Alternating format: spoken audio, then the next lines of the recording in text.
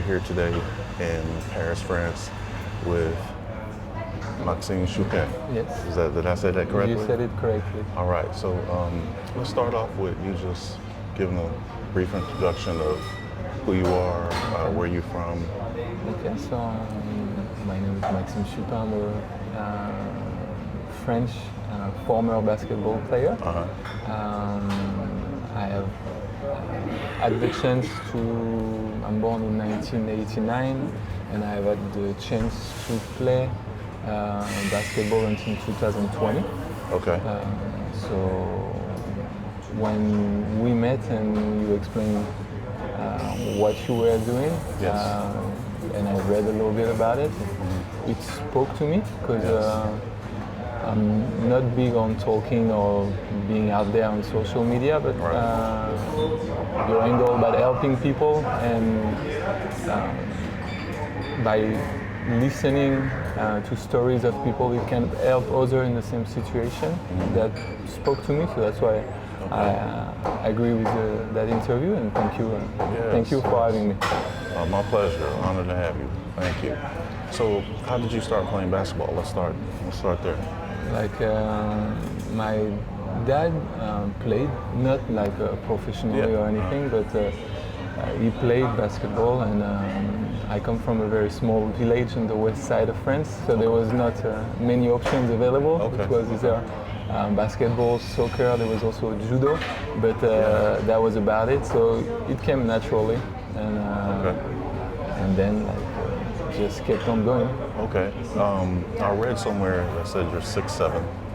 Is that accurate? I'm 2 m, so us after they take the size without shoes, so yeah, 6'7", 6'8", 6'9", depending on like the insole, where if it's taken in the States or not. Like, but yeah, like 2 m was accurate at least. All right. And where did you come from? You said you came from a small. Yes. What's the name of that town? The name of the town is Jalais. It's like between 3,000 and 4,000 inhabitants, between Angers and Nantes, near like a basketball city called Cholet, that I had the chance to play for, which is like known in the States for like sending a lot of players to the NBA. Okay. A lot of French players like came from that particular club. So so yeah, I'm from over there. So you're pretty good. I'm pretty good. It depends who you ask, but yeah, like I had the chance to play for a while. After like you always wish you had done more, but I did all I could. I have no regrets. So Absolutely. I'm fine with it. That's wonderful. That's wonderful. What positions did you play? I was playing as a power forward, like, but yeah, like Sam. It's when you realize growing up, having more perspective on what you went through, that you should have maybe more listened to this person or that person, like when they were like telling you, you need to focus on that part of your game, because things that work when you're younger don't work after when you go to the next level. So, for example, in my height, my abilities, like the shift would have been like to be able to play as a small forward. Like, and it took me a while to listen and agree to my coaches to work on my outside shot, but I did eventually, and that helped me afterwards. But yeah, like there's a lot of things like that that you realize, oh, if I had known what I know now, I would have done differently. But it doesn't work this way. It's too easy. That's right. That's right. That's true. That's true. And I'm probably going to ask you that question a little later on, because it's one of my favorite questions to ask when I meet people that are either older than I am or are in a particular space, field, or business. I'll ask them, what do they know now that they wish they knew then? Because that's always like the $1,000,000 question is, we look back on our past and we say, wow, we wish we would have done this. But it's a learning experience, and that's one thing I like about sports is the lessons we learn in sports, we can apply them to life. And do you have any particular lessons that you would say you've been able to apply to life that have helped you? A lot of them. It goes by fast. Enjoy every moment, because Right. I come from like my grandparents were both like a farmer or worked in farm. Okay. My parents worked in factory most of their life. Okay. So I grew up on like a pretty like humble background, and where the value of work like always has been instilled in me, and how like things are not easy. You have to work for what you get, Right. and in sports that's something that applies every day. If you don't work, like other people will outwork you, Right. and will take your spot. That's true. Because that's something that when you're young, you don't realize how many person are trying to go through the same path than you are. Right. And you might be the best one in your school. Right. There is thousands of schools, and there is a lot of countries, and so there is Yes. so many kids that are going through the same path. So already the value of work is important. The fact that everything is so fragile. Like we, as player, we think we have time. We think like, oh, next year I will do this next year. Why next year? Like try to do it now, because I have the chance to recover from it. But I tore my ACL. Okay. It was 2013, and I had known already by then, because I've had like a lot of injury growing up. Okay. But I've known by then how precarious at the term, like but fragile it is, and it can stop at any time. And when you go through a big injury, Right. you realize that if it's not you, they're gonna put somebody else. So Right. you have to, not take anything for granted. Always be humble. Like give it your best, and accept that it can go away Yes. and slip through your hand pretty easily. Yes. So I think it's the part of letting go, and absolutely like when you talk about like, and that's the big like thing that you're talking about, like the end of the career and the Right. grief, and learning to let go, especially as athletes, when you're being able to during your career to hear like it's not possible, you can do it, Right. and you make it happen. But when it's like learning to let go is not easy, not No, easy at all. It's not. It's not. That's excellent. So it goes fast, and stay humble, and take advantage of the opportunities that you have while you have them. Absolutely, absolutely. After there's like a lot more. Like don't sweat all the petty stuff. Don't Right. like. Life is short. A career is even shorter. Yes. So Yes. just focus on what matters. Like there will be people which won't believe in you. Right. There will be people that like naysayer will say that you can't do this or can't do that. It can Right. help you, it can fuel you, Right. but don't give it too much importance. Like focus on what you can control, Right. and the rest let it be. But it's Yes. once again easier said than done. Right. And just same like it's not because one situation goes bad, one context that you're in goes bad, that it will define you, or it will be the same case for the rest of your career. I remember when you're like in season and it goes very poorly, you have a hard time like taking a few step backs and saying, all right, it's just a moment, like Right. it will pass. Right. Like you have to experience it, you have to go through it, but do not let it like drown you. Yes. And that's like to me like something very important, and that you learn from all the Yes, experiences. sir. that you- Yes, sir. Spoken like a true athlete. Oh, I tried. I tried. I will say a couple of things come to mind hearing what you've already said. There's a saying, hard work beats talent when talent doesn't work hard. And I always try to tell anyone who listens, especially youth, that they have to resist the urge to compete locally and compete globally. Because you might be the fastest person on your block or in your neighborhood or in your town, but there's someone on the other side of the world, particularly in sports that are global sports like soccer/football and basketball. There's always someone who's working just as hard as you are, who may have just as much talent or more. And I think what you said about letting go is paramount to what I focus on in terms of transitioning out of sports once your career is over. Because as athletes, we are always encouraged and taught to believe in achieving the impossible. And in a lot of ways we do. When we're elite athletes, we get to a level that a lot of people don't. And so it's very difficult to accept that this is one of those occasions where even though we've put our minds to it and we believe it, we can achieve it, we still have to accept that there is a time when you just can't go anymore.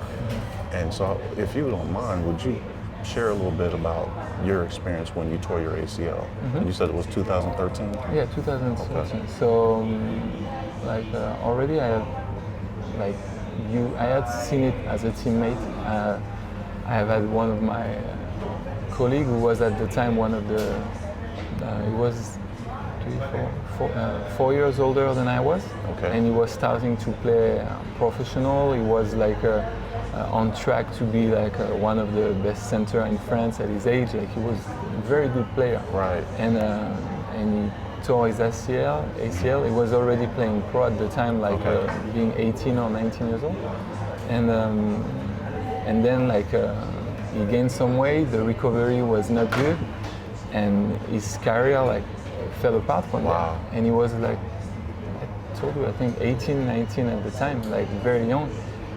Then he came back, it didn't go well, right. And then he re-injured himself, he had a big ankle problem, okay. And he went from being one of the next top to being completely forgotten. In 2-3 years, he went from the first division to being unemployed, and then he restarted but in lower division, I think the fourth of the fifth division in France, and he was forgotten.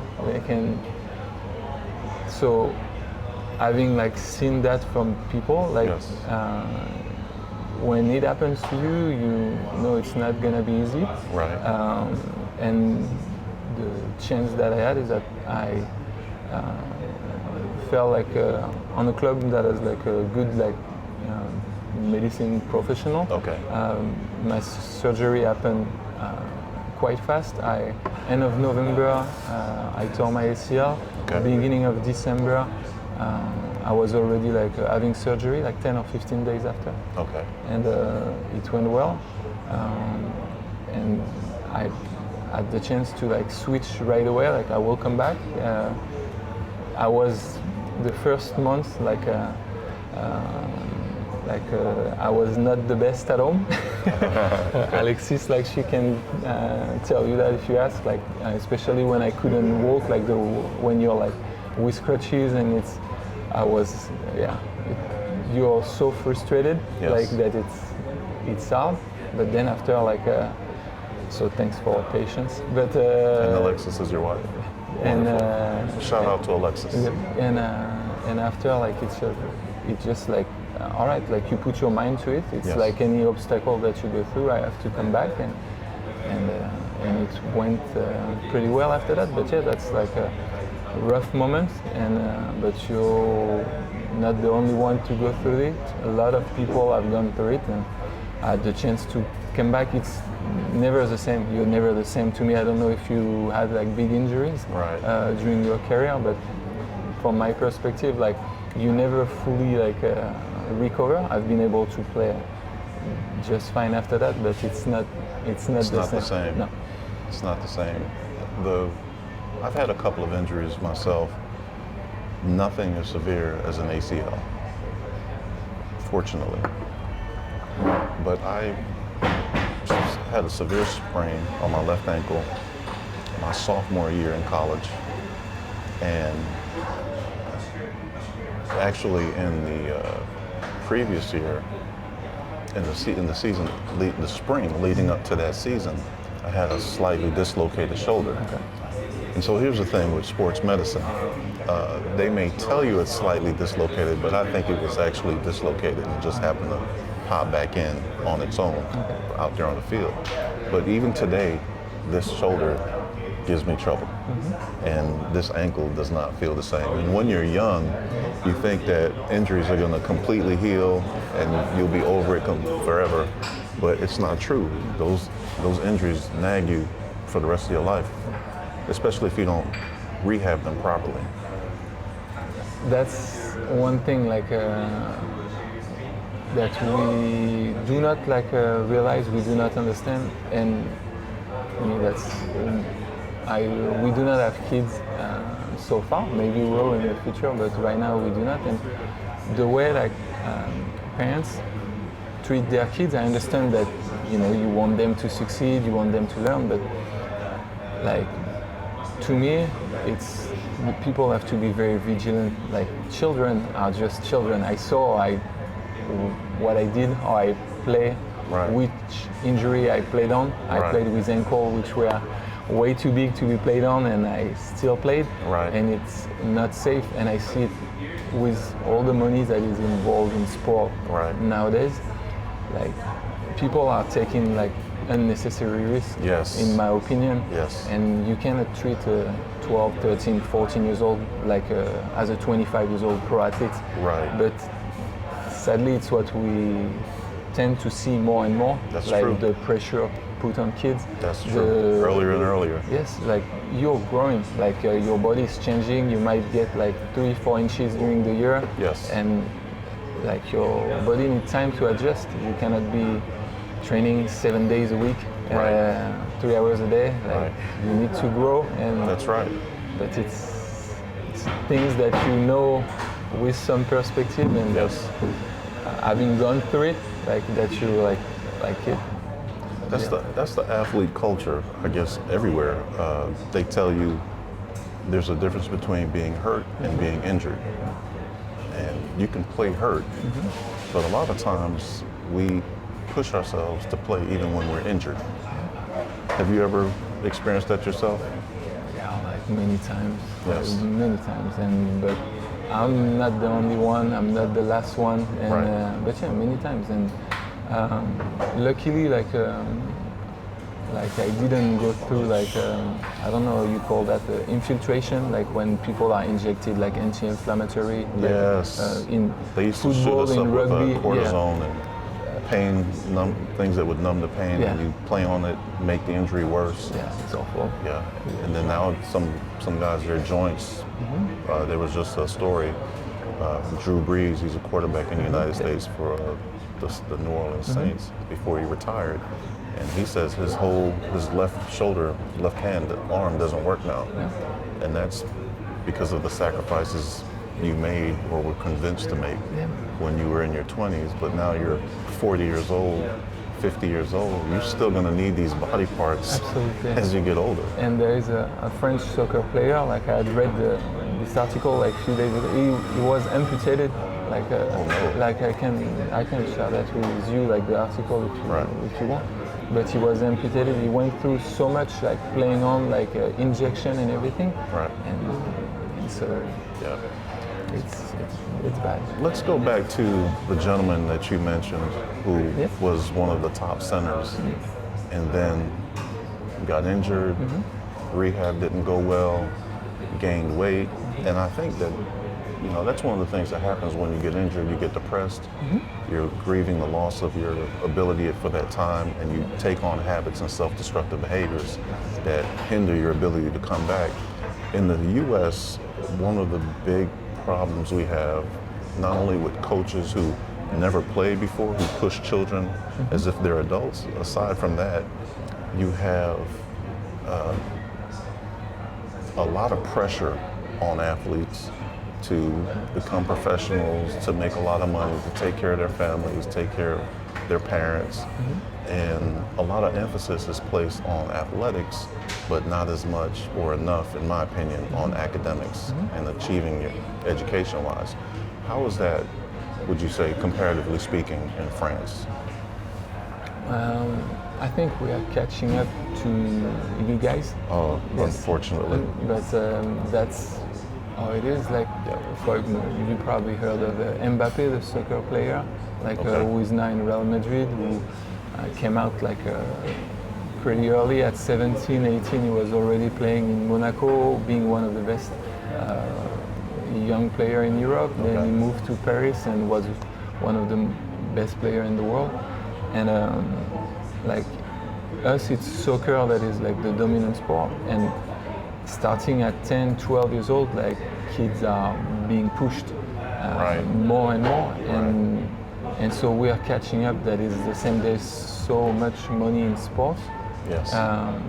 Basketball, it was not as much, but now with the number of French players which have gone to the NBA, with the explosion of the amount of the contract, it's catching up, and that's something that is also becoming frequent. Like like people, like kids are being pushed, and school is being put aside. Like it's neglected, and us like after like we can go on the NCAA like discussion afterwards, but the thing is like us, it's very complicated. Like our system, like the school and the sport, it's very like splitted. Like we don't have the fact that you're playing with your high school, you already are with a club, and starting at 15, 16, 17 years old, you are already, if you're on track, practicing with the professional team that you're club. Yeah, like me, it's I started. Farm system. Yes, super early. Oh, yeah, super early. Like it's called Centre de Formation, like a formation center. And basically you get there like in the under 15 team, or more generally in the under 18. And after there is the under 21 like team, but like starting at 16, 17, you can be already training with the professional team. Like they can like call you, you can go up and train with them. Wow. And me, like when I had my high school diploma in 17, 18, and I was already training with the pro team. And after, like they say, like, oh, we're gonna sign you with it's not a professional contract, but it's like a low contract to get there, basically. But like you train with them. It's like you are not paid, you are not at their level. The contract is not the same, but you're with them all the time. So if you train 4 hours a day, like 8 times a week, there is trips. Us in Cholet, there was a European competition at the time, so we had like some weeks with 2 games a week. Some travel abroad. It's very difficult to have time for school.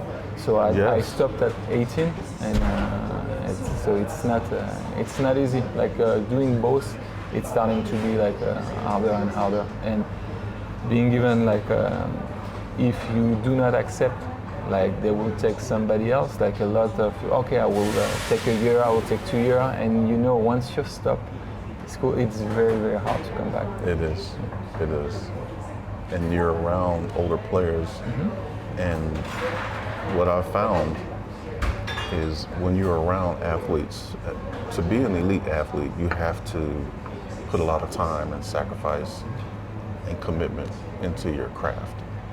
And you're around other people who that's all they do also. And so you kind of find yourself stuck in this square, in this box of being an athlete and not necessarily growing and developing in a personal way that can help you long term as an adult, personally and professionally. Absolutely, and to me that's also one of the very like frightening thing in sport nowadays is we do not give any of the tool to young athlete, to young person to be dealing with what they're gonna deal at 18, 19, 20 years old. If your parents are not millionaire, like you're given, I don't know, a 5-10 million contract plus an endorsement for shoe brand. Right. And how are you supposed to know how to manage that much money? It's so easy to like point the finger and say, oh, those kids, those people are so dumb, they don't know what to do. Right. Just put yourself back at when you were 18 years old, Right. and there's 20 million that fall on your lap, and what you're gonna do? My goodness. No, and that's why like you see like a lot of athletes are, like who were millionaire like in the NBA. We do not have that phenomenon here because the money is not the same. But Okay. in the NBA, like the people go so high so quick, but Yes. they fell very very quickly Very afterwards. quickly. So when you have had like their parents, their uncle, their aunt who has been professional, they can give them the tools to Right. face this situation with the right perspective and the right look. But Right. when you don't know, me like my parents, as I said, like they know nothing about sports. For example, when I was a young kid, I signed something, like it was called a convention de formation. Okay. And me, I was what, 15, 16 at the time. Okay. And it was paying for my, like the high school. It doesn't cost much, but that was paying for the high school. That was paying for it's the place, like the dorms that we sleep, like everything was paid for. Okay. And so like me, I was happy to have that because for my parents that was something less to worry about. And I Right. was like, oh, I'm on track, that all the players before me have signed it. So yeah, they sell it well also, the club. Right. What I didn't realize is that by signing that contract, then I was not free to go. And so if I wanted, like, for example, afterwards, they were trying to get people like young player on the same position than me in the club. And I was okay, but if that's the case, I'm gonna look at my option and try Right. to go elsewhere. Because if you're taking someone in my position, that means that you're not believing in me. We were like all at that time in the youth national team, so I didn't understand why would they do that. But when I said that, I've been welcomed with like, all right, if you want to leave, it's gonna be 150,000 euro, 50,000 per year that you spend. Wow. And it's the fees of like that you will owe us. And I was like, okay. So well, I didn't go nowhere. But that things that, without knowing, I had read everything, but a contract, if you do not have the knowledge, Right. like, I read it, I read every word, but you don't understand what it means and the consequences behind it. So now I know, but my career has been a lot of learning, but Yes. by trying and failing, like making mistakes. Right. But at least I know, like now, like if people ask me, I will say, no, don't do this. Right. Or do this instead, do Right. that. But it's when you burn yourself once, like you learn to not, touch it anymore. So it's, yeah. But it's too late. You're burned already. Yeah, absolutely. But you But can- after you see the scar, and you're like, all right, I remember. Right. So it's learning, like always. Like I think we never like can cease to learn. There's always like more. Like things are evolving, Yes. situations are changing, and we can always learn more. And yeah, like. I made some mistakes, and if that can help some other to not make any, that's good. Absolutely, absolutely. And hopefully some of the things we talk about and people watching this will learn from the things that you're sharing in your experiences. One of my favorite sayings is, experience is the best teacher, but only a fool must learn from their own experience. And when you're talking about youth, in the United States, insurance premiums don't get lowered for you until you're like 25 years old. And they say the correlation is physiological. It's your and neurological. Your prefrontal cortex isn't completely formed yet. And so until that happens, you have the propensity to make poor decisions. And it's unfortunate that adults in sports take advantage of that. And they, particularly coaches who are recruiting, they will promise their parents that of the recruits that they'll treat them just like their own children, but that's not really the case. They're actually just out to do what's best for themselves. Yes, and that's to me one of the big problem in sports is like people, they say like they want the best for you, but Right. in many cases they are interested, like only thinking of what they can gain or benefit Exactly. from. And to me that's very sad. Like if you have stakes in something, Right. you're not neutral. You're gonna defend. right. Like, you're gonna That's right. defend your advantage. You're gonna try to gain leverage somehow. Right. And it's sad. Like a lot of players, like like are just used and tossed That's just right. for like the benefit of some other person. Yeah, that's right.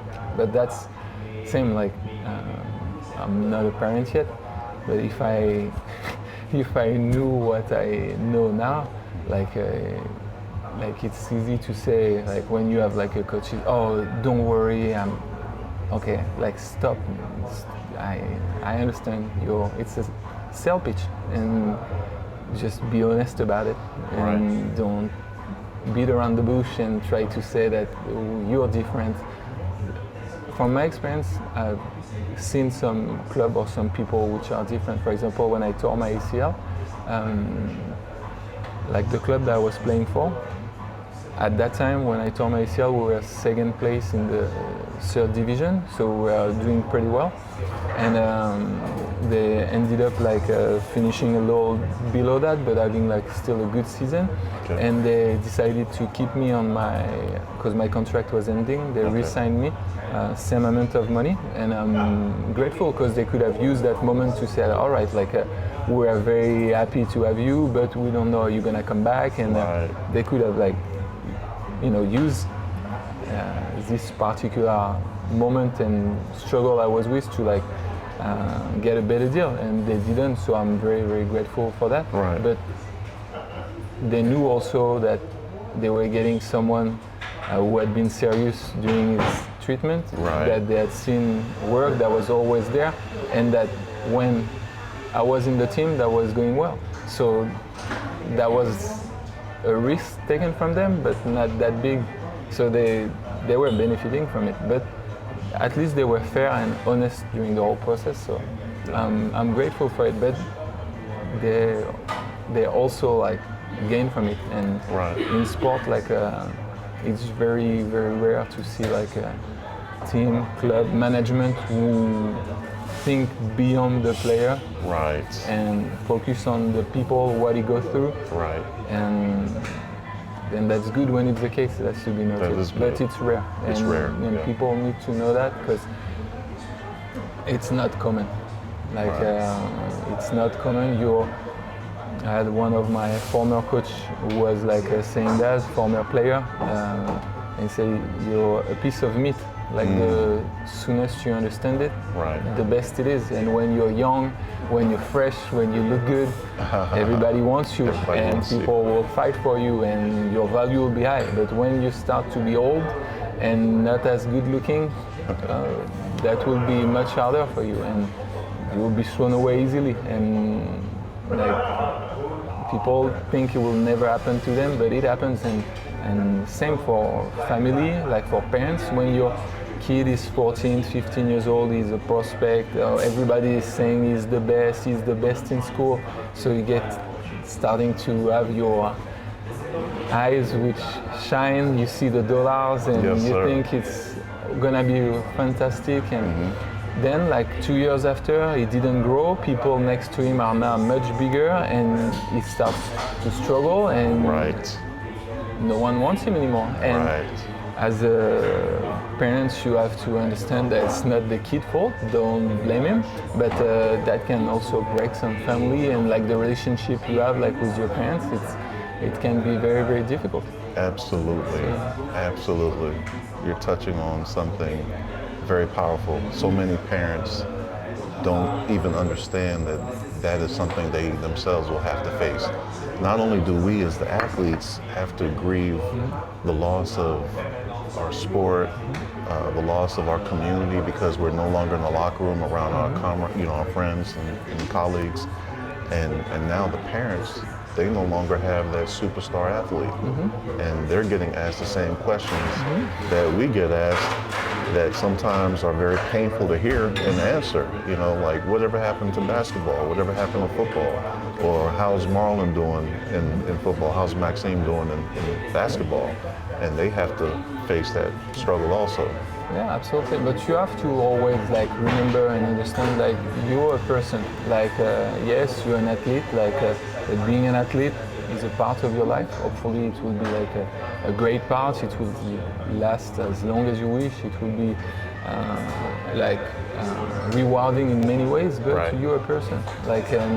And that's something that people tend to forget. Life can be much longer after a sport career, and I wish for people, and you're gonna have to discover yourself, redefine yourself, and nothing is set in stone. You have to be able to evolve, adapt, and you have to be okay with that. But a lot of people, they, how do you say, they force the trait, they say I'm this, it's never gonna end, but as we say, it will. For everybody it does, and the soonest you accept and you're aware of the fact, the best and easiest it will be for you, I think. A lot of us believe that accepting the reality that our careers will be over one day, a lot of us believe that somehow takes away from our ability to perform, or will somehow prevent us from being the best we can be. And it's unfortunate, but that's just a reality of the psychology and the training and the conditioning. It's not just conditioning your body, but they also condition your mind. And so let me ask you a question. What was there ever a part of your story that you wanted to hide, when you were younger, growing up, or when you first started playing basketball? Was there a part of your story that you wanted to hide and ignore, that you later on found out was actually a superpower, something that was very good for you to have? No. I do not think so. I've tried to be the same every place I've been. Remain consistent. Growing up, you find yourself after two experiences, you grow, and at some point you know who you are. And I always try to put team first, put my teammates first, and to have in mind that when you play a team sport, which is sadly less and less frequent, and especially in basketball where all the stats now took so much importance. A lot of the time people don't even ask did you win or lose, how many points did you score, how many points, and it's very sad. So me, I always try to have that common goal first in mind, and so no, I didn't have anything. On that point, no, I was not. I didn't know anything. So excellent. Authenticity is very rare. There are so many people who are out to convince the world that there are things that they are not, and so I'm very happy to hear that for as long as you can remember, you've always been true to who you are and genuine with yourself. It's not as common as we would like. Yeah, but then the sad part is sometimes a lot of coaches don't like that. Because if you're authentic, if you have nothing to hide, generally you will speak your mind. Because me, I tend to be I'm my hardest critic, so I will look at myself first, and if sorry to say it like that, but if I suck or if I'm terrible, I know it. I don't need people to tell me. I know it for myself, and I'm not gonna hide from it. But after, when I think that there's something that has been done which is not fair, which doesn't make us go the right way, Right. I generally will open my mouth, and sometimes it doesn't sit well with people. There are It just- consequences for Absolutely. Like speaking your truth sometimes. Yes, and I've learned that the hard way, but same, I didn't had anything to hide, or if that was to do again, I'll probably do it again Yes, after sir.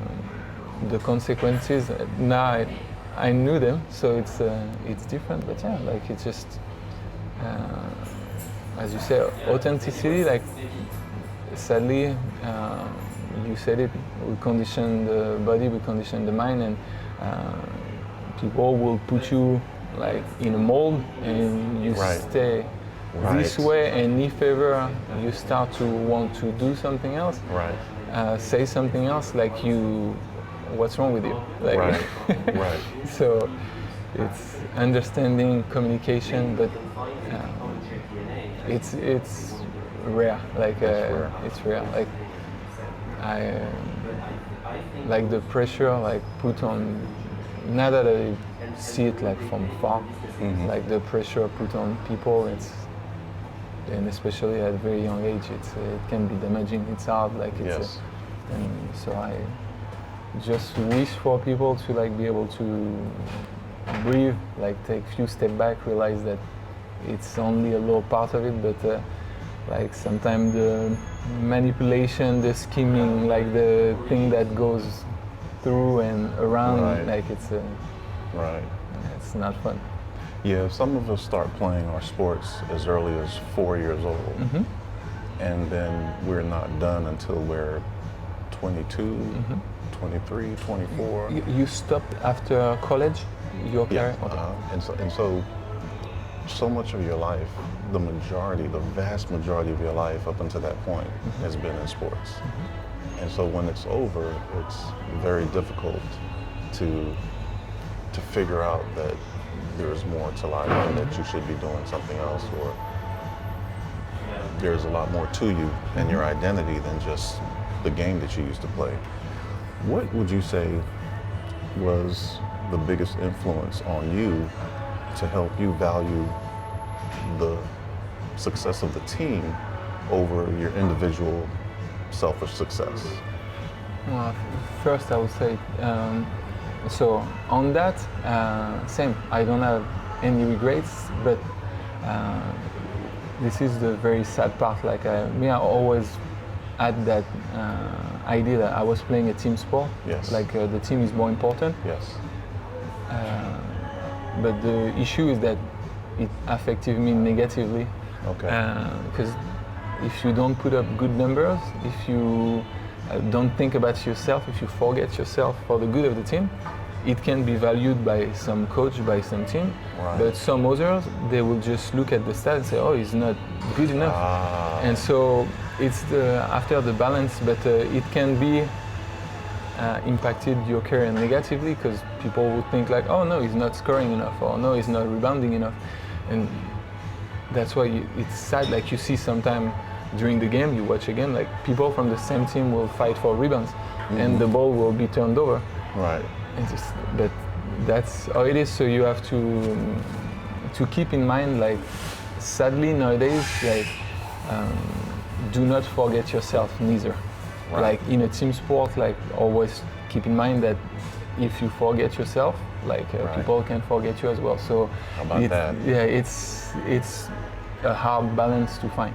But me, like my parents, like how I was raised, or I grew up, like the value that was instilled in me, like the sharing, and like Yes. so that was like something that I carried after during my career. And when I was in Cholet, I had a chance, like when I was starting to train with the professional team, to have like one of the best player in French basketball history in that position. His name was Jim Bilba.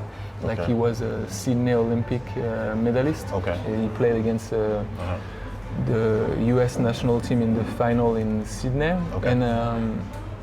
and he also won the EuroLeague, which is the biggest competition in Europe, in '93. Okay. And so he was there. That was his end of his career. He had been formed in Cholet, and he was like finishing his career back in Cholet. And the guy had played in a lot of the best team in France, Europe at the time, and he was super humble. He could have just said you do what I say and just give me the ball. And he was after it was also his profile. He was someone who was very one of the best defender at his time. So he was not like the offensive kind of player, but he was always putting the team first and doing his best for people. Okay. And I've been able to see that from someone who had been at the highest. It's also something that someone that you take as an example, and something that you try to reproduce. He had a great career, he was a great person, and so you tend to model what you can from those persons. Right. Yeah. But the influence, and that's also it's in the NBA, they tend to have less and less vet playing in the team, but a very good veteran, very good old person that you have in your locker. Him at that time, he was old enough to be my dad. He was 39 years old, and I was 17, I think. Mm-hmm. And but he was something that someone that when he speaks, you listen, that you try to pay even more attention. And when you have those older person who can show you the past, help you with stuff that they failed, mistake that they made, and it's very, very important in team. And that's why, as you said earlier, you do not have to make all the mistake, and right. Experience, if right. if it can be shared from other person, yes. it's a great value. And absolutely. And just by seeing how he trained, how he was, how he behaved, it's something that help you.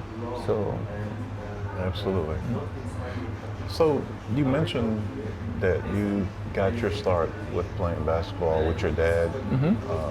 You mind telling us a little bit more about your father and his influence on your career?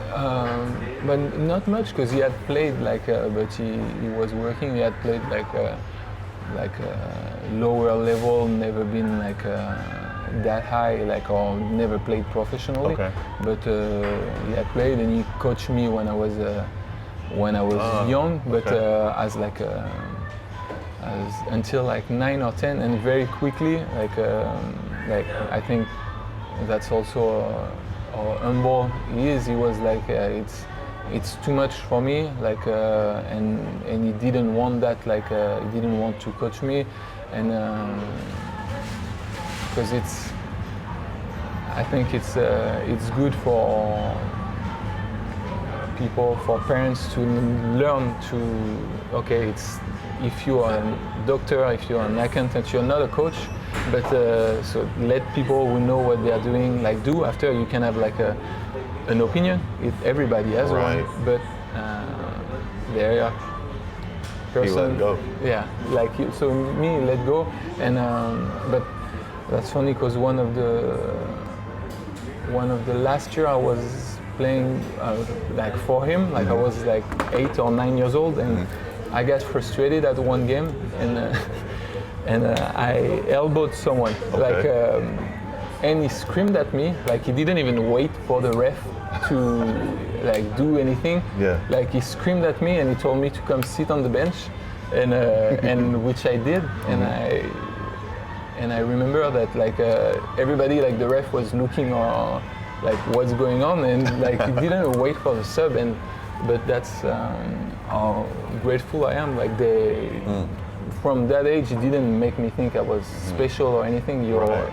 like any of the other player, and if I have to yell at you, I will, and that's important, I think. Yeah.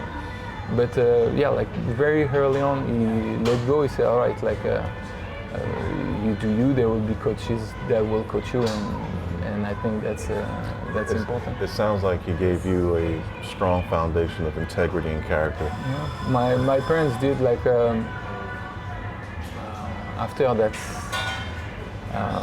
When you come from humble beginnings, like we didn't have much growing up. We never lacked anything, but I had never anything to complain about. But yeah, I learned that money doesn't grow on tree. Like you have to work for what you get, and like always to be humble and not take anything for granted. So no, I'm very grateful for my parents and the value that they instill in me, because it's and that's also why why I'm very glad that we're talking to each other. When I read the article, like to me the education is such a powerful tool, and it's not emphasized enough, and the education will come from your experience, will come from the people you meet, and will come from the people you grew up with, your family, and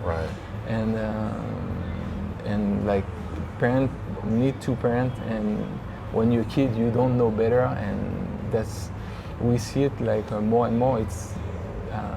It's your role as a parent to yell, to guide, to say to your child, no, you don't know.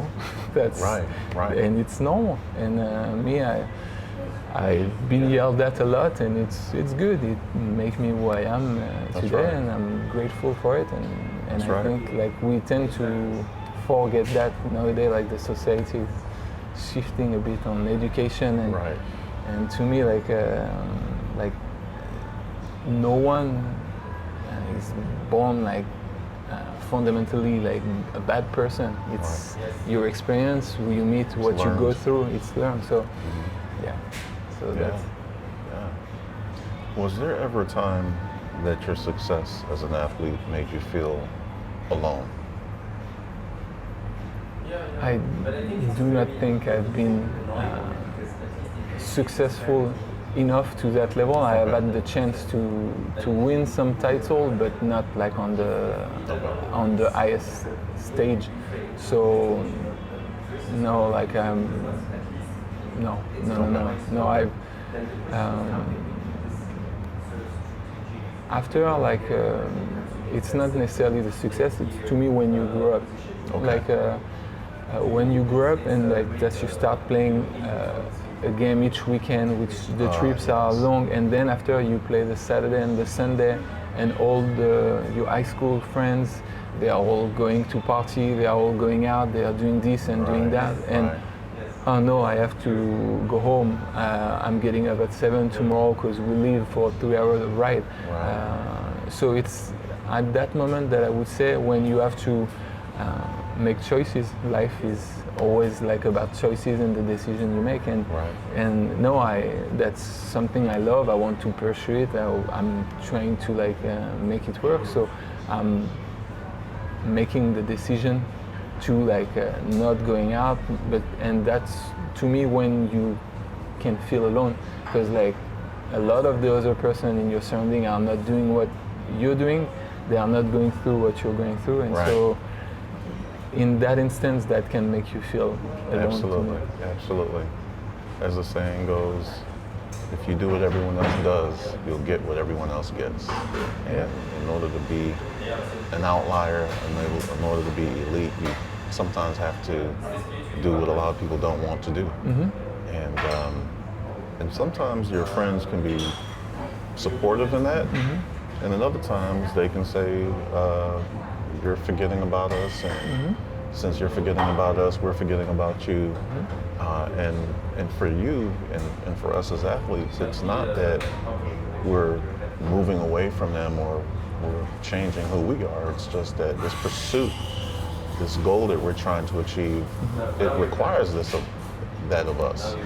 And it's unfortunate that some of us experience that, where family and friends distance themselves from us because we have now been forced into this schedule that requires that we sacrifice so much of our time and effort. Absolutely. And you asked me about like the advice or what I had learned earlier, and that's another one to add to the list. be comfortable with being alone, like with being yourself, and that's something that you will go through when there is injuries, when you have tough moments, or when you stop your career. Your phone won't ring as much. It won't. Like you will be going through like a very different part of your life when you won a title, when you won a championship, or when you whichever the level, but everybody is reaching out to you. I'm not on social media, but everybody is, if you are, like everybody is liking your posts, sending you messages. Right. And when it's the opposite, like there is no one. Like you talk about the schedule, like same, like so many like holidays, like family, like trip, like picnic, like gathering. You will miss a lot of moments like that, and that's something that you have to accept and understand, and it's not your fault. It's just so it is, and that's why you have to be comfortable being alone and with the choices that you make. That's right. But it's when you haven't gone through it, it's you don't see it. But when you like, for example, me, like I was playing like all the school vacation, like there was always like a selection, like a gathering. You go for like a week there, like then you come back, you go to another tournament, and it doesn't stop. Right. So it's a different reason. Yeah. You know, you said something earlier about education, and I think it was so on point and spot on, because a lot of people think education just happens in the classroom, but it happens all over and all the time, especially if you're around people who are lifelong learners who want to assist you in growing, because I believe in being the community of learners, and so if I can help you succeed and be better, then eventually you'll do the same for me. And as athletes, we miss out on that. There's so much that you learn outside of the classroom in college and university, but if your time is being spent preparing for your sport, playing your sport, traveling for your sport, recovering from injuries, you don't get those lessons. You don't get that education that you're speaking of. That's true. That's absolutely true, and I also think that same. It's a perspective. Not everybody think that way, but share. When you know something and that can help somebody else, share it. Like knowledge is key, and what's the point if you know something and that can avoid a problem to someone? Like tell them. Like why do you? It's different if like you are a parent and sometimes like your kid, like you need to let them burn themselves once so they will understand and they will not do it again, or fall once so they will understand and will not do it again. But when it's to other people that you can help, like afterwards, like me, like in my career when I was starting to be older, like you try to help like the younger generation, telling them like, oh no, you need to stay after practice, you need to do your extra shots, you need to stretch, you need to go to the weight room, like do more, because like if you just like think like, oh, that's enough, like what I'm doing is enough, it's not going to be. And it's the same in every aspect. When you're in another job, if you can help like the person you're with, like already, like if you're able to teach something to someone, that makes you better, because like the more you teach it, like it makes you being better at.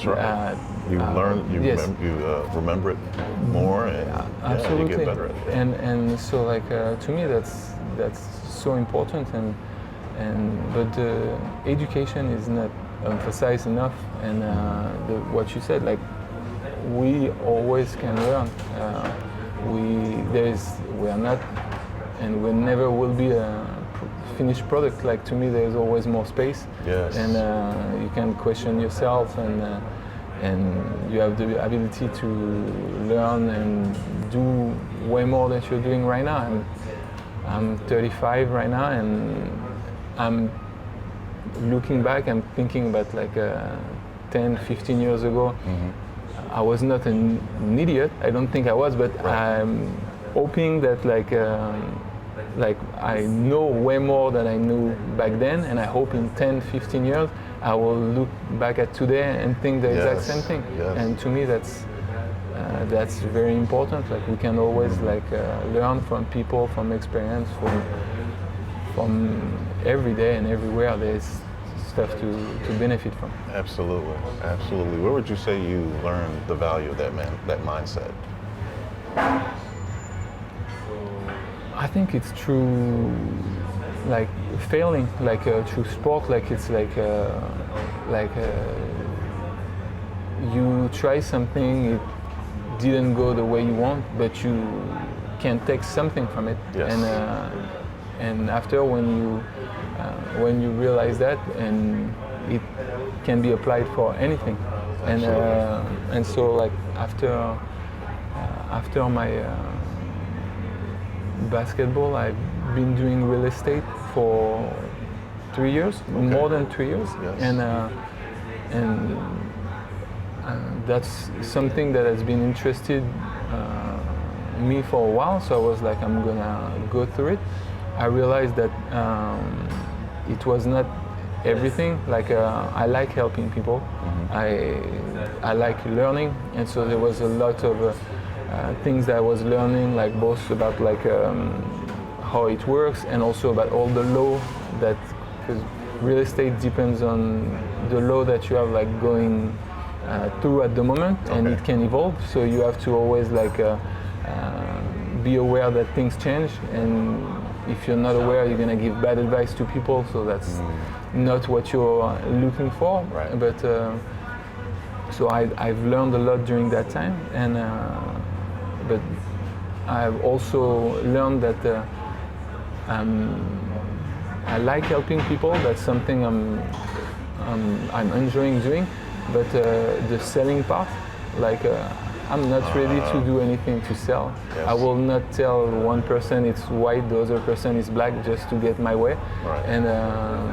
And so like I learned that okay, that's not for me, but the service part I really enjoy. So that's why I went to hospitality right now. I do not think I will stay there forever, but at the time that's good, and I'm still learning from it, and I see it as like something that that challenge me as a person. Like you discover yourself through experiences, and as athlete, when you're from 14, 15 years old till me, in my case, 30, 31, you're just always playing. Like I didn't have the joy of like having like internship like while my studies, because I stopped at high school. So after high school, so I didn't have the chance to I'm gonna try this for 3 months, I'm gonna try that for 6 months. So that's a bit what I'm doing right now,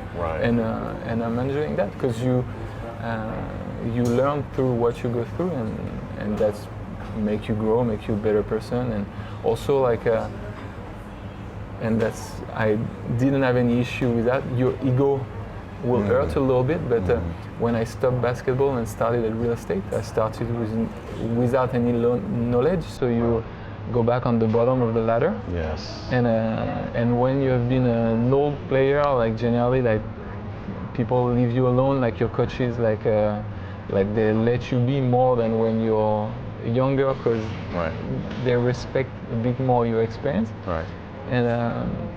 And so that's something, when you're back on the bottom, like your ego needs to be put in check and say, okay, I don't know nothing, but it's okay, and I will learn, and through hard work and consistency, you learn and you catch up. But yeah, it's just being, once again, humble enough to, okay, I'm taking a step back right now, and I will learn, and it will be okay. But being kind to yourself, and that's what is very hard, because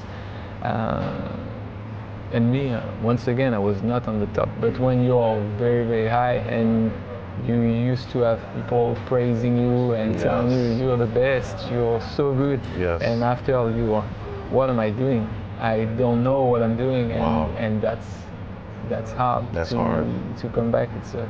You're back at being a kid learning to walk, and it's uneasy. It's not easy. It's not comfortable, but that's all you learn. So you have to accept it. As soon as you accept it, the best it will be. Absolutely, absolutely. What would you say was the toughest part of your transition out of sports? And how did you overcome it? I will say that through my misfortune, like during my career, I've been lucky enough that I had to question myself when I think about it way too often. Like I'm gonna give you a couple of examples. When I was 19 years old, I had been in loan with Cholet in like a second division team. Okay. The team wanted to keep me. There was some issue with the contract because they wanted to loan me with a professional contract that was gonna cost a little bit more money to the club. It was nothing, and we're talking about 300 euro difference per month. Okay. But the club, oh, that's a lot. The president at the time was, oh, that's a lot. And so they waited, and in Cholet, there's someone who had injured himself, someone who left without like warning them. So in the middle of the summer, they were like, oh, we are stuck. What are we gonna do? And so at first they called me, oh, would you be interested in coming back? Oh, thank you, like for your offer, I appreciate it. But no, it's going well where I am. I'm going to be loaned again. It's good. Like, and when the club that was supposed to have me back again that second season, learned that, they were okay. We signed. Don't worry, it's okay. You're coming. Except that 2-3 days after, it was not a choice. It was you're coming back. Oh. Okay. And I was 18, 19 at the time, and forced to go back somewhere where I didn't want to. So for 4 months I was depressed. Like it was awful. Right. I lost all the trust and faith I have in that coach that I was playing for. Right. Because you didn't respect at all what I wanted. But that's then when I realized even more what you sign as consequences. Right. That you don't generally know it at the time, but you learn the hard way. Right. This season ended up actually being great. We won in the under 21 the French national championship. I was part of the pro team, and but as a young player, like naturally playing, but I was with them all the time, and we won the first division as well. So that ended up being a great season, but the start of it was awful. So it was like very, very hard. Yes. Then I had the opportunity to go to the States. I had a scholarship offered to me from a D1 school. Okay. And it was at the time when the law for the NCAA started to change. And they had told me, being given my contract in France was not a professional contract, that there was a big chance I would be able to play. And we had to wait. I arrived over there, and to me that was like the perfect context. I met great people. The coaching staff loved me. The school was great. Yes. I also wanted to go there because I could have the opportunity to have like a bachelor, have an undergrad, like a diploma, like which I couldn't really do in France. So I was like, that's the perfect kind of opportunity. And to me, I fell in the perfect places. I don't know if you had that in your career, but when you feel like you're the perfect piece, like it just fits. Yeah. And when I arrived there, that's how I felt, and it's going to be great. And I was on the same year that NS Cantor was trying to play for Kentucky. And so being given, from my understanding, the NCAA didn't want to rule him eligible. Okay. Because he had earned like a lot of money from the age of like 16 in Turkey. So they didn't want to create a precedent with any of the other players that could help him to be eligible. So the school had waited, so I was not able to play for the whole year. For a while I was not able to train, but after they let me train with the team. But I couldn't play, I couldn't travel, but I was with them the whole time. And at the end of the year, finally they decided, I did hearings, a conversation on the phone, and they ruled me ineligible, so I was losing my scholarship. Yes. So in the UC system at that time, as a foreigner student, that was, I think the year was $45,000 for someone. So even if I wanted to stay there and to finish my studies, the year of school went great. I was just, it was going wonderfully. On the floor I was getting better. At school I was my GPA was good. I was on track. Nothing was wrong. And but even if I had wanted to stay, I couldn't. I couldn't afford it. Right. And so I had to accept and say, okay, I'm going back. And then some bad experiences, then my ACL.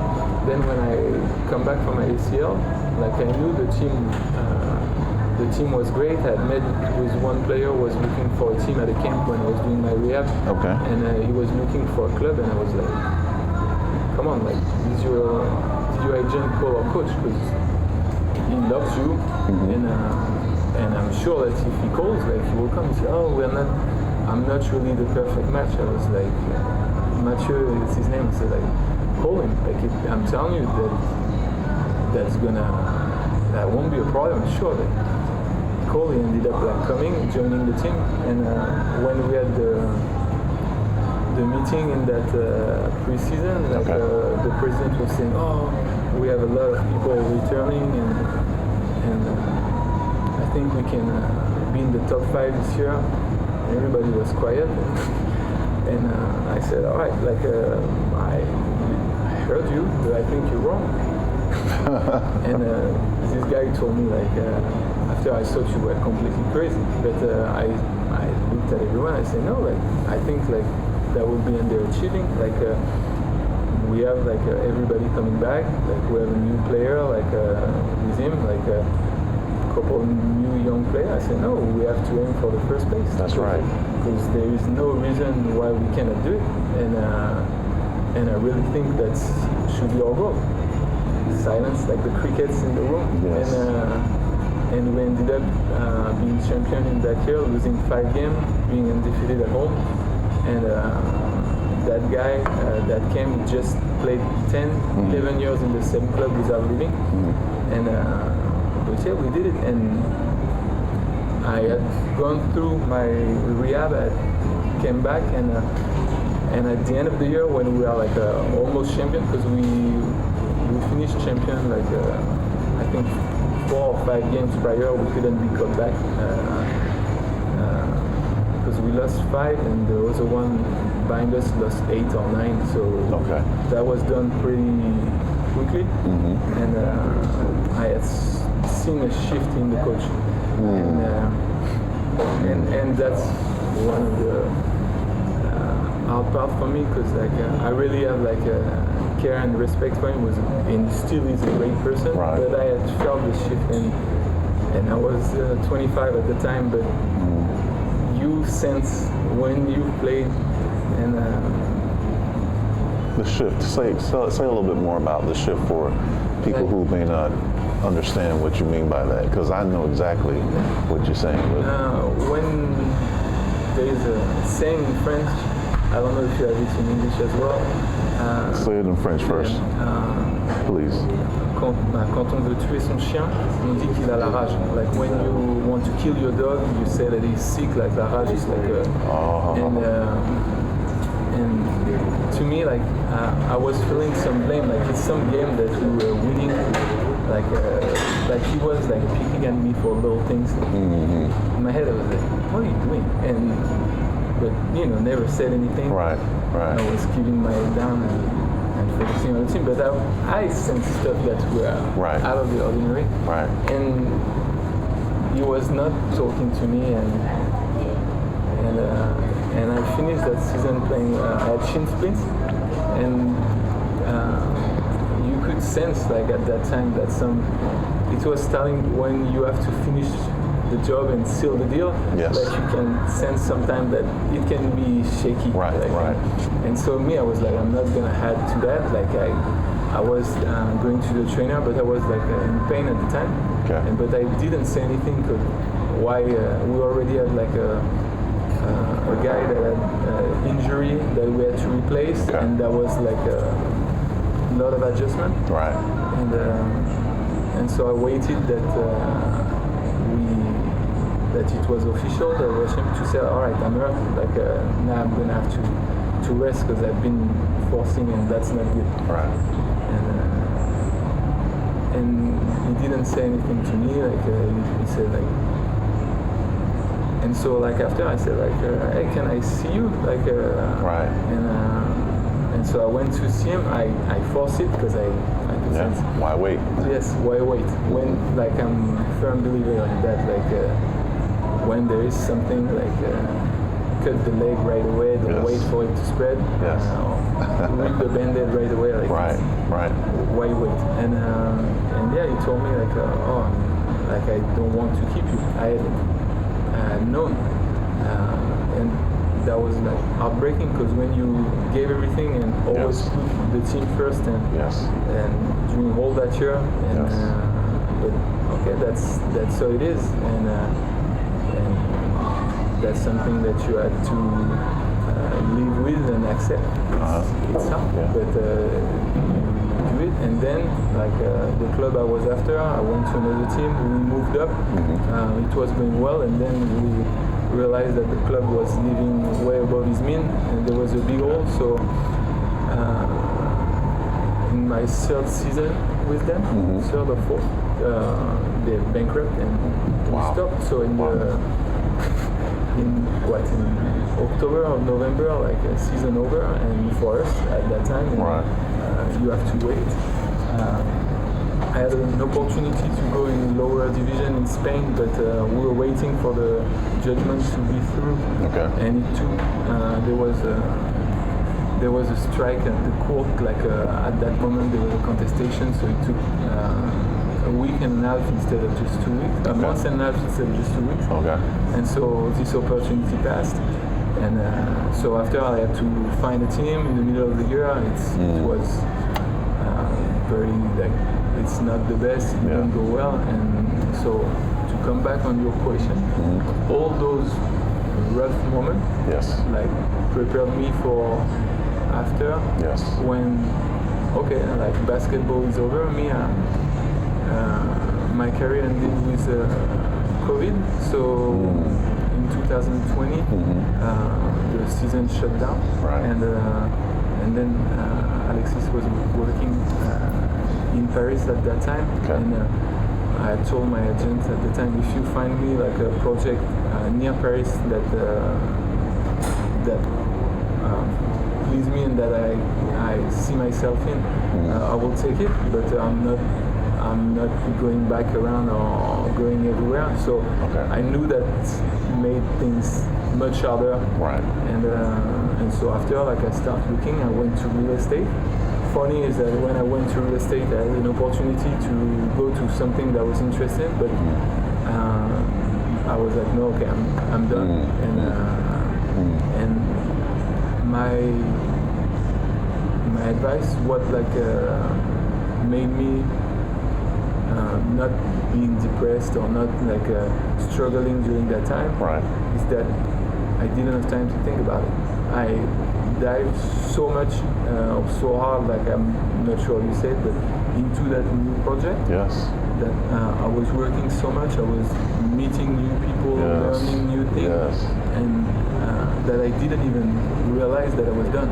And 6 months, a year passed, and I was like, oh, my former teammates are already done with their season, and they are changing club, and me, I didn't even have time to think about it. Right. And I think that's what helped me is like, if you stay put, if you do not do anything, that's when you're gonna stop. Yes. Like thinking about what should have been or what could have been. And that's when like depression comes and hard moment comes. Yes. And that's funny. I mentioned to you earlier, like I was reading Ed O'Bannon book, and after his career, he had a moment where he was sitting on the couch, like, and his wife was working, and she was coming back, and he was still sitting on the couch watching TV, and at some point she had told him, like, you're better than that, and he went and found a job and into the car industry, and because I think that's the hardest. If you do not do anything, you don't know how long it will last. Like if you start being in that state of like being frozen, right? Like it can be the case forever. So me, try something, it doesn't work, you will try something else. Right. And I think that's what helped me to avoid that moment of possibly like, I didn't get what I deserve, I could have done more, I could have been this and I could have done that. It's so it is at some point you just have to accept it, being at peace with it. And I think that's very important. There's a saying, an idle mind is the devil's workshop. Is there a French version of that? No, I'm not sure. But you know, it's what you're saying. It's if you're just sitting at home with nothing to do, and that's a lot of opportunity for depression and other mental health challenges to creep in.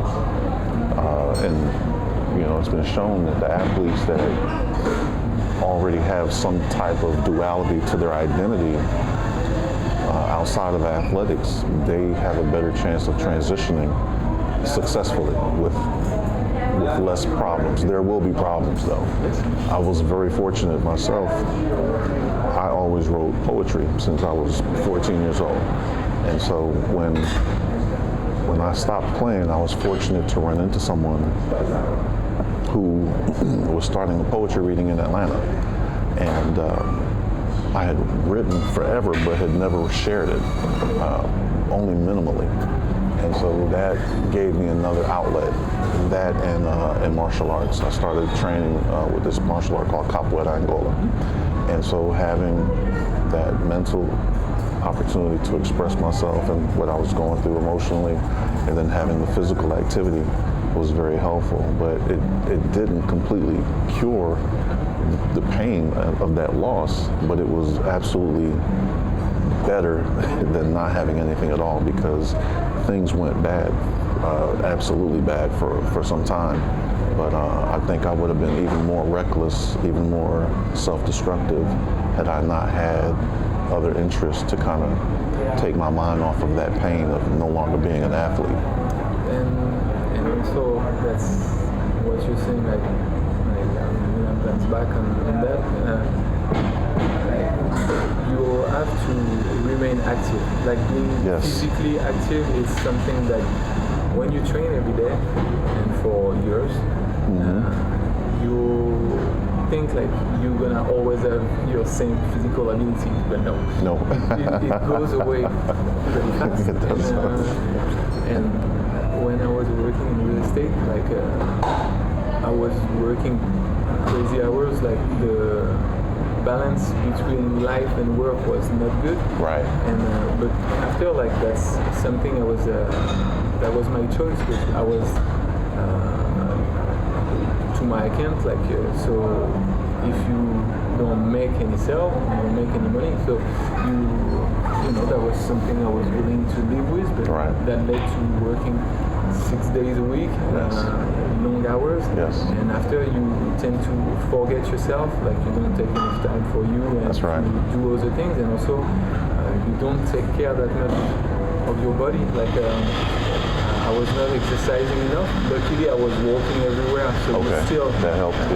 you still move, but after like I looked at myself and I was like, shit, like, and so that's something like now like I will start like running way more, like exercise way more, and it's healthy for you because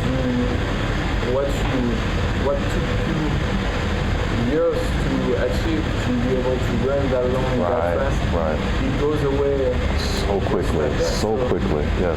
So that's something like maintaining your physical ability. You will not be as fast as you were when you were 18 or jump as high or push the guy the same way, but it's important to like maintain like your physical ability, take your mind off stuff. It helps you like staying healthy and as you say, like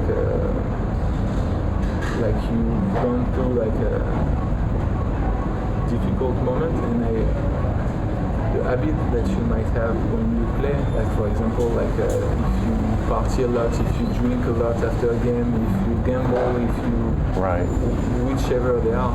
But the problem is that if you have those bad habits when you play, when you withdraw the playing, and if you're left only with those bad habits with nothing else to do, it's going to be very damaging and very dangerous. So it's that's why it's very helpful and important to have your mind on things, set yourself goals, like even if they are small, like I don't know if it's to run a 5K or run a 10K, like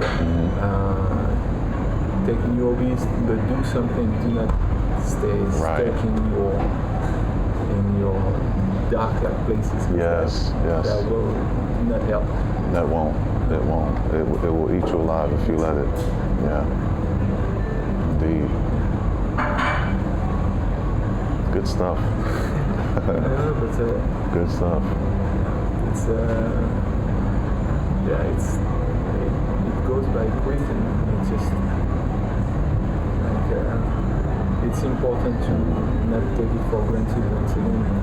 And like, but you read those stories of like, I don't remember, like there was a statistic, I don't remember if that was in States or France, like but half of the athletes, like they go to depression because when they stop, like a lot of them like find that their lifestyle is not suited anymore for their income or their marriage and poly, or they have like a lot of things that go wrong, and it's hard, like because when you've been playing, you can at some point feel invincible, that nothing can happen to you, but no, that's not true. That's not true. So how do you define peace, and how do you find it in a world that seems to always want more and more from you?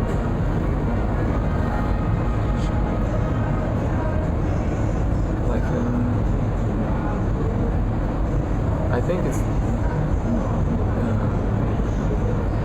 I don't know, for people it's when they go to bed, or others it's when they wake up. It's like, how do you feel? Like what keep you up at night, or when you wake up, like do you dread something, or I'm miserable, no, not another day, like I can't do this or do that, and I think like to me that's something that is really important. It's like if you sleep well at night, if you have no issue going to bed, or if you get up and you're happy to do what you're doing. Like me, like right now for my professional career, I know it's not what I ultimately want to do. But I feel like I'm learning and I'm discovering things to help me figure it out. And as long as it's the case, like I'm at peace and I'm happy with what I'm doing, and I think that's the most like important, like to just not have regrets and feel like you're where you're supposed to be. And you know, like things are like we're coming back on learning to let go. Like things are not going as fast as you wish. You're not like where you would like to be yet, Right. but you're trying to get there, and I think it's also something that I had learned from my experience. Okay. Do not compare yourself to others. It's very, very hard, and especially nowadays. But your path is different than others. Like, Yes. You didn't start at the same place. You will not finish at the same place. That's right. It's totally different, but it's very hard because me, for example, I had the chance to grow up and play with some players that have been successful NBA players that Okay. have signed multi-million-dollar deals. Others that have been like playing at the Olympic, like the last Olympic against the USA in the final in Paris, Okay. and who have won everything in Europe. You were with them, so you think, oh, why not me? Why? How Right. did they go there and I didn't? But it's Right. okay. Like a lot of person were looking at you like, oh, I haven't done what is done. Right. And then it's fine. Just you're doing what you were supposed to. You have been like going through your way as long as you're okay with your choices. Yes. You're comfortable with how you did things, and Right. it's all that matters. But Yeah. it's hard, like not comparing yourself, like accepting that okay, some people have done more, some people have done less, Right. and like after just keep working on yourself, like That's right. try to be better, and a lot of things like what we were saying earlier, like there's a lot of things that don't really matter that much as long as you're happy, you're healthy, you're learning. It's already like a good base to Yes. work. Yes. Absolutely. Absolutely. There's a saying, comparison is the thief of joy. And with social media and everyone trying to impress people that they don't even know, impress people that don't care about them, or people that they don't even like, they break their necks and sometimes go broke trying to do that. I also want to say, I think it's fantastic what you just mentioned about doing the best you can where you are right now. And even though it's not your final chapter, you are intentional about learning something from it and getting better, because it's true. There are transferable skills in everything that we do. And if you do something halfway on this side of things because you don't have really an interest in it, or it's not your passion or what you want to pursue, that's a bad habit that you kind of create. And then when you get into what you actually want to do, where it's imperative that you perform at an optimal level, you don't do as well because you were slacking. You've gotten used to taking off, Fully agree with you. It's something that I say a lot, like the way you do anything is the way you do everything. And yes, I love that. And like regardless what it is, if that was like on the court or you train or you behave, like as a job, like even if you don't like your job, like Right. you're spending 8 hours of your time, at least just do it well. That's like, right. That's right. And if you, it's also after come with money, but like try to always be in a position that have enough on the side that if you feel that you're stuck somewhere, it's not doing well, it's not serving you, or like the people are not respecting you, you can leave. That's right. That's something that I think always thought, and even more now, is how complex and how hard it is in life, but life is short. Right. To enjoy the moment, Yes. focus on the present, but Yes. without forgetting to build for the future. That's right. And that's what is very hard to do, because you're always like, torn between one and another. Right. But it's something that you have to keep in mind, like try to focus on both at the same time. Because what's the point of just thinking about the future if you can't enjoy today? That's right. But if you enjoy today too much and you forget about the future, That's right. will come bite you. It will. Yeah, so It will. that's one of the hardest things to me that I find is like that balance. Yes. It's very, very hard to catch and to, Yes. to work with. Maintain it. Yeah. I will say, with all due respect, that I'm very grateful to have met you, and the way I met you. I mean, you seem very good at what you do. I mean, for real, because we were very grateful. We don't always run into people who enjoy what they do, and sometimes because they don't enjoy what they don't do it well. And so, again, just very pleased and grateful to have met you in that space, because it's obviously you're good at it, and I think it's like you just said. I love that saying. The way you do anything is the way you do everything. That is fantastic. It's not from me. I don't know where I heard it from, but no, but it's great, though. I mean, yeah, thank you for sharing that. No, it's.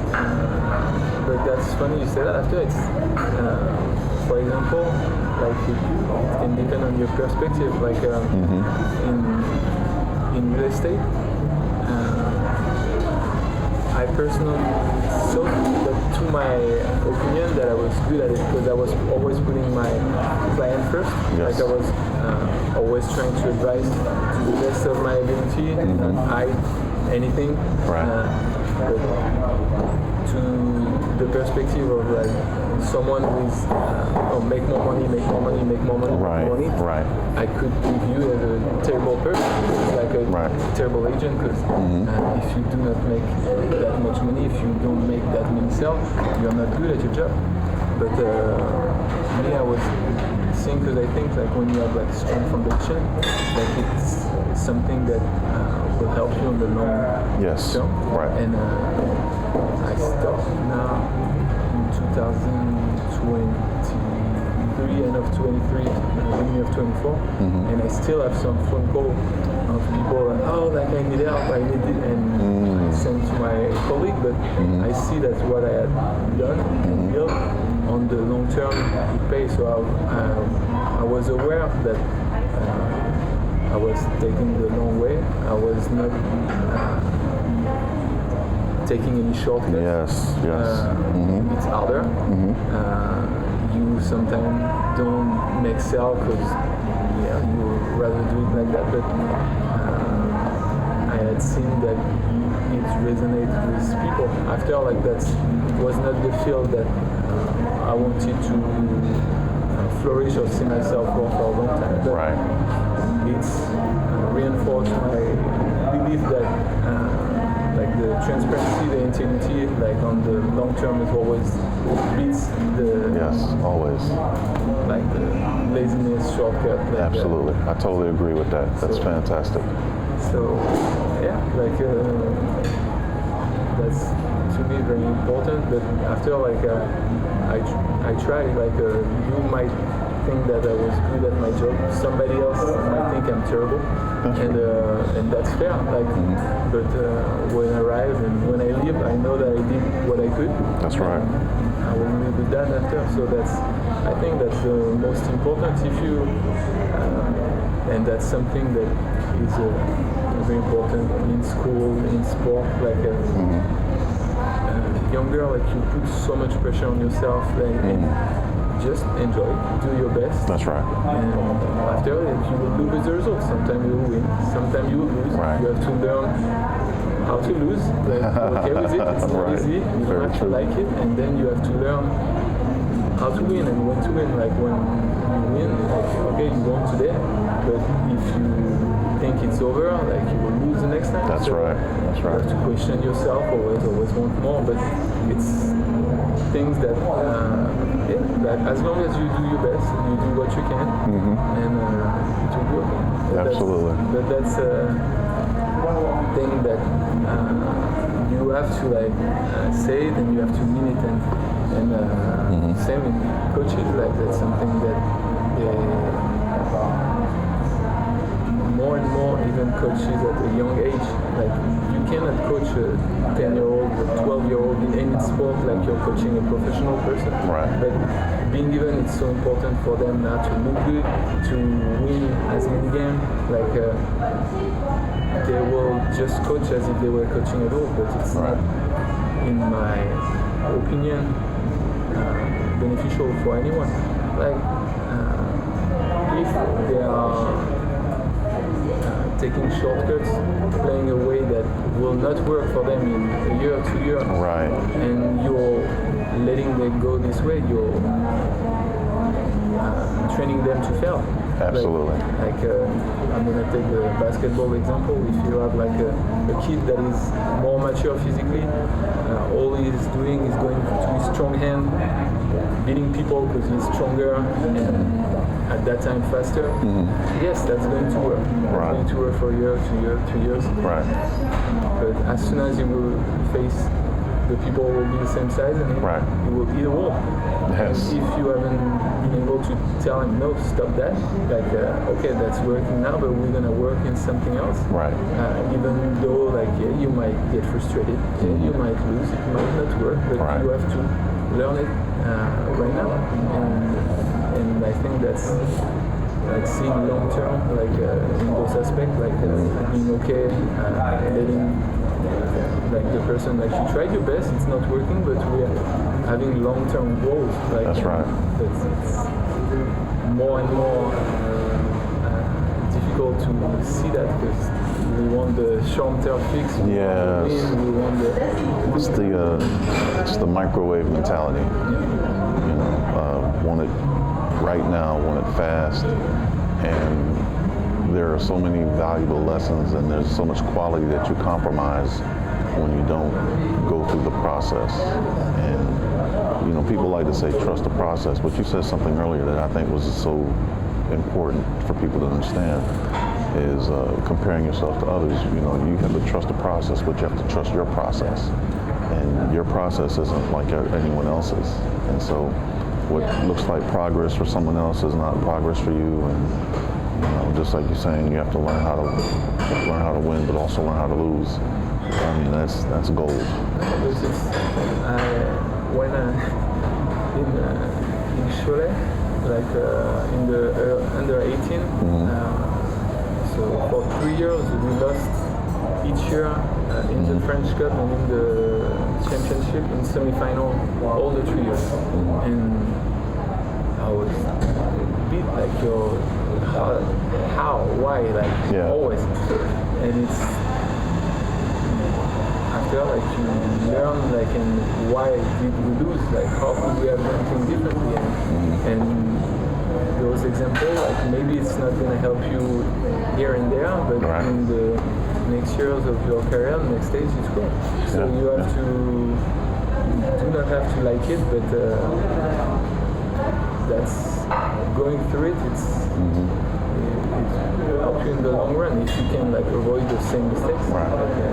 Because it's generally like Alex Caruso when they won with OKC, he said like what's very rare with this team is that they have been able to learn while winning, and that's very hard because generally when you win you think like everything is good, we have nothing to change, and it's on the opposite, like it's when you're winning that you still have to challenge people and keep pushing it, but generally it's through losing. When you go through losing, you're like, okay, we need a wall and we have to change the way we think. So I have 2 more questions. Okay. Well, I think I have 2 more questions. If you have more, it's okay. All right. So if the internet could only remember one thing from you, what would you want it to be? If there could only be one thing saved about you, about how you think, your beliefs, your mindset, your legacy, what would you want it to be? Yeah, it's a big question. Take your time. It's a big question. Take your time. Just like remain humble, remain kind, like just work and do your best. Like I think like in any field, any aspect, like regardless your religion, your color, your ethnicity, your background, treat everyone the way you would like to be treated, and that's what I try to do in my life, and Yes. we are never like a finished product. We always can be better. That's right. And I think that's like how we interact or we are with people. It's just we maybe do not see it like here and there, but it can help someone in the long term. So Alexis always say like do not judge like too fast. Like you don't know what people are going through, what their experience is, and unless you're in their shoes, you do not know. So always like saying like be grace to people, like like you don't know what they are dealing with. So just take a step back and remain calm. Not always easy. But, it's important. Like we're only passing through. Like everyone is, and it's important like to treat everyone with respect. I think, like, especially nowadays where it's more like the loudest you speak and the loudest you scream. Like that's not how I see things and how I do things. So hopefully it shifts. It's more like understanding. Yeah, I've always believed that the loudest one in the room is the weakest one in the room. I mean, that's not, I think I got that from a movie or something, but I totally. If I'm not mistaken, it's from American Gangster. That's right. Yeah. I totally believe that. They're the ones that pretend like they're tough are usually the softest. All right. So, what does courage look like for you now outside of sports?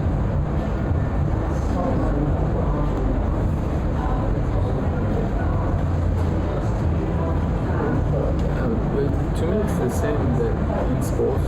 It's just try to do the right thing. After it can mean various things depending on the context. Always try to do the right thing. To me, it's to some degrees, but it's always like it's a right or wrong, and I always try to do the right thing. And to me, that's where true courage lies, and especially it's easy to do the right thing when everyone is watching, but maybe harder when no one is, and so that's to me that's how it can be defined. Yeah. Fantastic. Well, anything else you want to share? No. Good. Well, it's been great talking to you. Thank you for joining me on the Big Play podcast, and I think it's very special that the way we met, and just can't say enough about how grateful I am for you making time on your day off to share your story. It was a pleasure, as I said. What you say to me when we met, resonate with me. We are constant learner. Sharing is important and very valuable. Helping others is key, regardless what form it may take. But it's very, very important. And so that was a pleasure. Yeah, it's so awesome that. I think that many of my viewers in the United States are going to see that things are very much the same here in France. At least from your perspective, it seems like the situations that we experience and the challenges that we have to face and overcome as athletes, former athletes, it's universal and it's global. It is, and we always tend to think when we are such. It's normal, we're so involved in our situation that we think like it's different and no one else has gone through it or experienced what we experienced. No, it's like with some degrees of differences, of course, but a lot of people are going through the same challenges and face the same problems. So it's important to remember that you're not alone. You're not the first one. You won't be the last. Won't be the last. And it can help you just accept the reality and grow and become better. Fantastic. Thank you. Yeah. All right.